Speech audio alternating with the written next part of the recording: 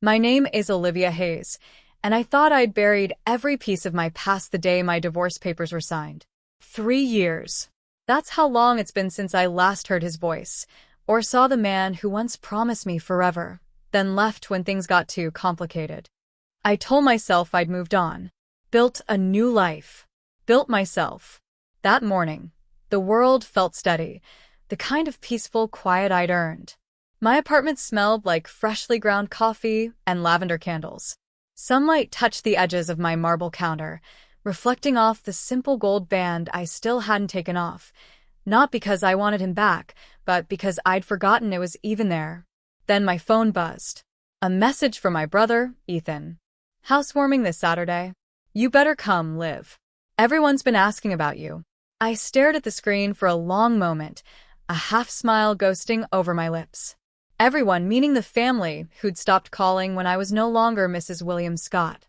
I almost deleted the message. But something in me, stubborn, curious, maybe defiant, whispered, go. So I typed back, I'll be there. My reflection in the window caught my eye, soft waves of blonde hair, a silk blouse, and eyes that looked older. Not broken, just older. I didn't know that by saying yes, I was walking straight into the same storm I thought I'd survived. It's strange how one memory can still sting after all this time. The day everything fell apart started like any other, a gray morning in our little townhouse in Denver. I was in the kitchen making coffee when William walked in, already dressed for work, tie perfectly knotted, that same distant look on his face. He didn't look at me when he said it. Liv, I think we should take a break. The spoon slipped from my hand, clattering against the counter. A break? From what? Our marriage. Our vows? The life we'd built together? He kept talking, using words like space, stress, and different goals. But I could hear the truth beneath them, the hesitation, the guilt. I'd felt it for months. I remember my brother, Ethan, coming over that evening after William left. I was still sitting on the couch, clutching a mug of untouched coffee gone cold. He didn't hug me, didn't ask how I was. He just sighed and said, Liv, maybe you were too much for him. He's under a lot of pressure. Those words burned more than the divorce papers ever would. The next few weeks blurred into a fog of shame and silence. My parents stopped calling.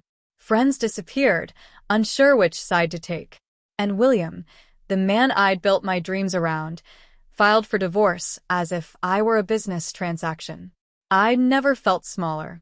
But one night, while packing the last box from our home, I found something buried under an old stack of letters, my grandmother's locket, the one she'd given me at my bridal shower. Inside was a tiny note, her faded handwriting still graceful. When they stop believing in you, that's when you start. I remember holding it against my chest and crying until the tears ran dry. The next morning, I didn't cry. I made coffee. I took a shower.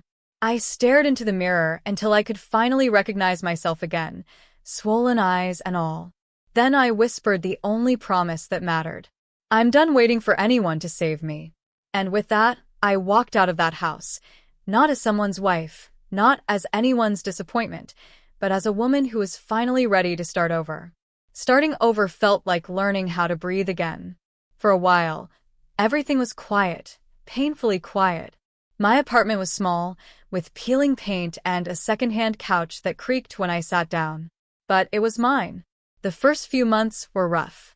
I'd left the marriage with nothing but my car, a few boxes, and a degree I hadn't used in years. I picked up part-time work at a local cafe, the kind where your shoes stick to the floor and the espresso machine screams like it's angry at the world. Still, I showed up. Every single day.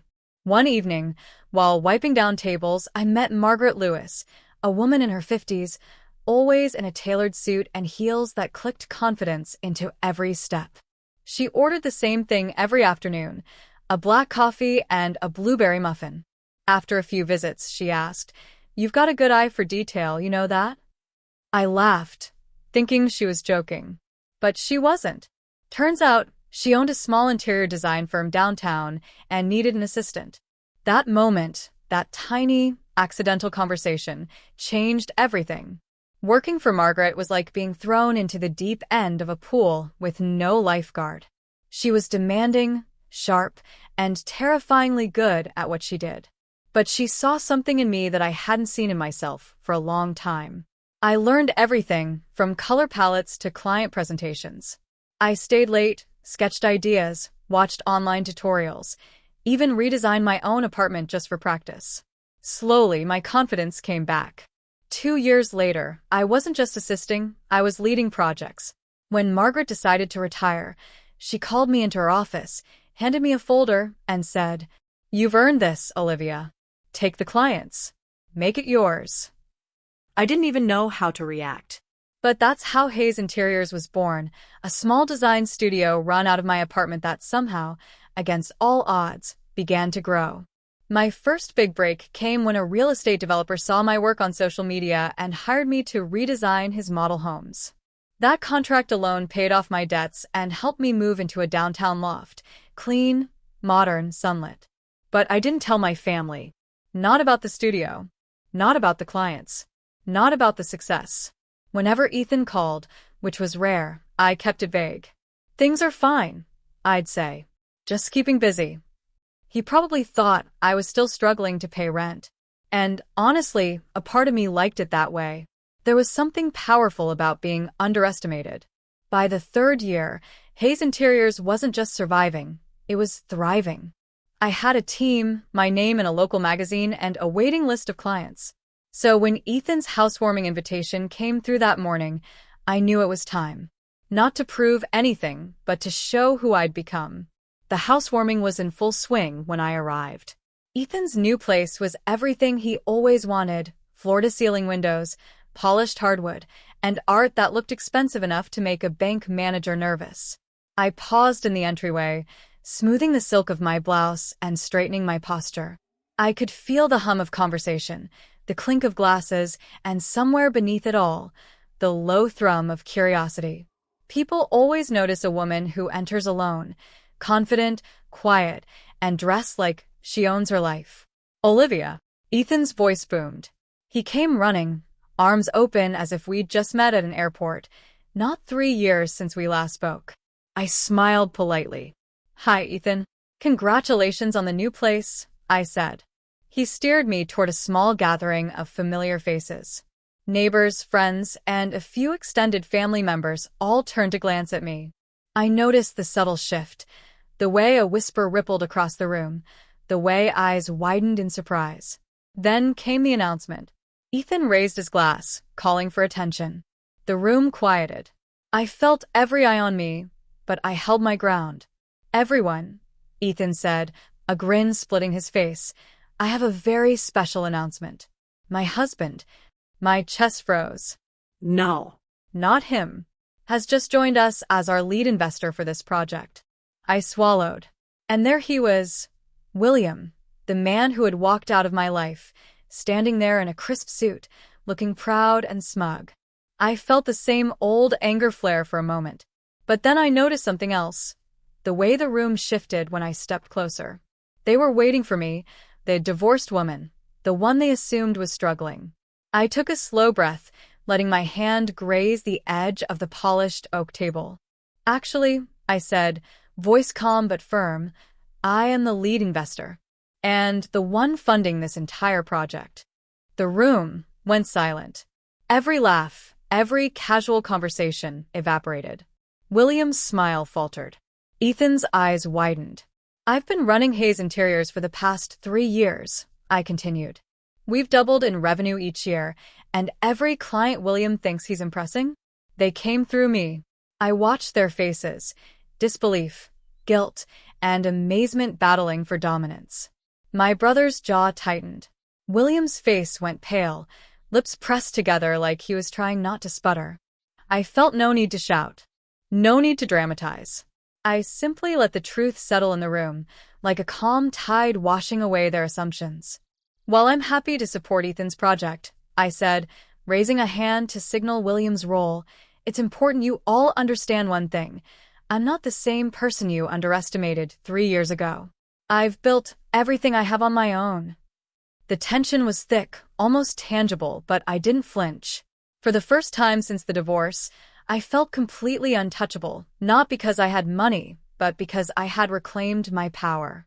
And in that silence, I realized, sometimes the best revenge isn't making them pay, it's showing them how unstoppable you've become. The room still held the echo of my words, but now I could finally see the weight settling on William and Ethan. They had assumed I would be weak, apologetic, or scrambling for approval. They were wrong.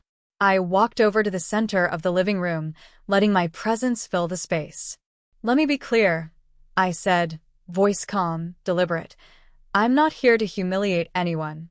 I'm here to set the record straight and to make sure we all move forward in a way that's respectful." Ethan opened his mouth, probably to argue, but I raised a hand. "Ethan, you want my support for this project?" Great. "But that means listening, not just assuming I'll nod along. No shortcuts. No favoritism. And you need to treat everyone on your team, including William, with honesty and integrity. If you can't do that, I won't invest." William's face reddened. "Olivia, No," I interrupted softly, but firmly. "This isn't about excuses. It's about accountability. I don't care how successful you think you are, respect isn't optional. I will fund projects that are ethical, that are transparent, and that are driven by effort, not arrogance." Then I turned to the room at large, making eye contact with everyone who had assumed I was struggling. "And for the rest of you, family, friends, neighbors, you can either acknowledge the person I've become or continue assuming I'm someone I'm not. I've spent 3 years building my life without approval, without validation. I will no longer hide my success or minimize myself for anyone else's comfort." I could see the shock in their eyes, but also the beginning of something else, respect, or maybe fear, but respect nonetheless. "Here's the condition," I continued, softer now, more measured. "If you want to be a part of my life, a part of my work, or even a part of this family again, you must stop judging. Stop dismissing. Stop expecting me to fit the role you designed for me years ago. You must work to be better, not just expect me to forgive or forget." I felt a strange calm wash over me. Saying it aloud made it real.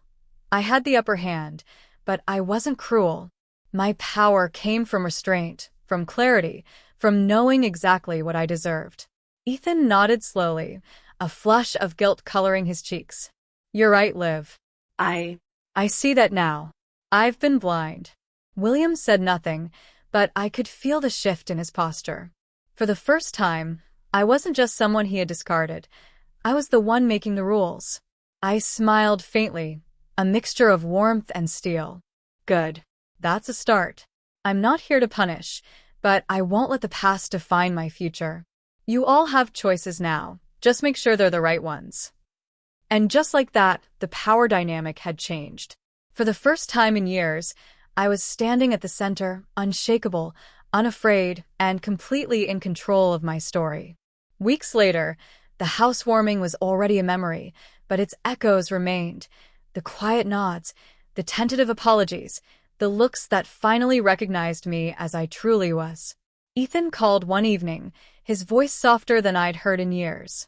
"Liv, I've been thinking. I want to do better. Not just for the project, but for my own life. Thank you for setting things straight." I smiled, feeling a warmth that had nothing to do with victory and everything to do with closure. For the first time, I realized that this wasn't about proving anything to anyone. It was about reclaiming my life, and in doing so, inspiring the people around me to reflect on their own choices. William? He faded from the picture, eventually moving on with his own path. I felt no bitterness. That chapter had ended the moment I stood in that room and claimed my power. I returned home to my loft, the same sun streaming through the windows, touching the edges of the furniture I'd carefully chosen. My grandmother's locket sat on the shelf beside a small vase of fresh lilies, a quiet reminder of the words she'd whispered decades ago. "When they stop believing in you, that's when you start." I held it in my hand and thought about how far I'd come. The tears that had once threatened to drown me now felt like rivers I'd crossed, not storms that held me back.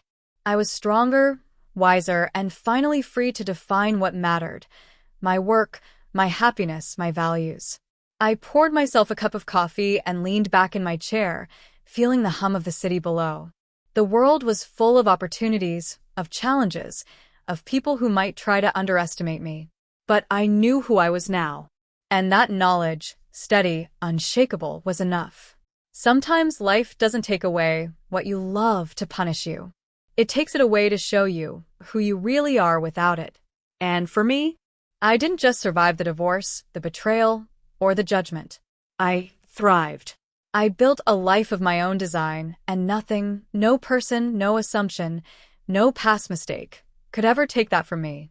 I smiled, softly, to no one but myself. I didn't lose my life. I finally started living it.